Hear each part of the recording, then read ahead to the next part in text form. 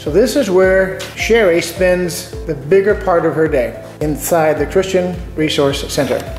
Bible lessons on tape, places for students to sit and study. This is where I do my taping for YouTube lessons, counseling, whatever needs to be done on behalf of the community. This is the seminar room where we have classes for Sunday school teachers, youth programs, and other various study groups. Sherry has her ladies' Bible study in this very same room.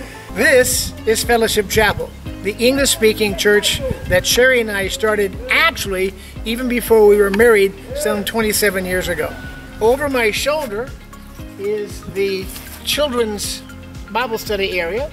We call that an Nsaka, and that's where they have their Sunday school.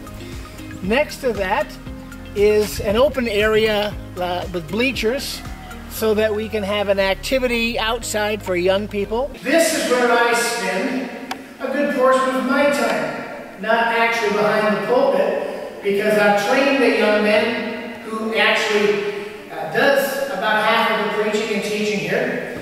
But my work is on this property, in the areas where we have youth classes and youth activities, taking care of the grounds and generally making this place look nice.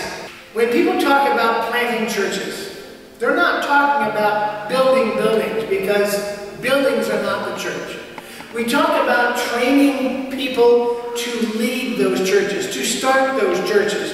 And this is what God has allowed Sherry and I to do. Train people, empower people, or training pastors to lead churches and preach with enthusiasm, to preach with integrity, and to live lives that will give them an outreach into their communities. We have a place where they are baptized to declare their faith, and on this property, they learn to live like Christians. We're happy you've joined us today to look through what we do. Now pray. Pray for us, for safety, for good health, for more opportunities to reach out to young people. I'm wearing a shirt today, I don't know if you can see it very well, but it says "Be the Difference." And that's what we are. We're a difference in a tough place where conformity is the norm. So pray for us to continue to be that difference.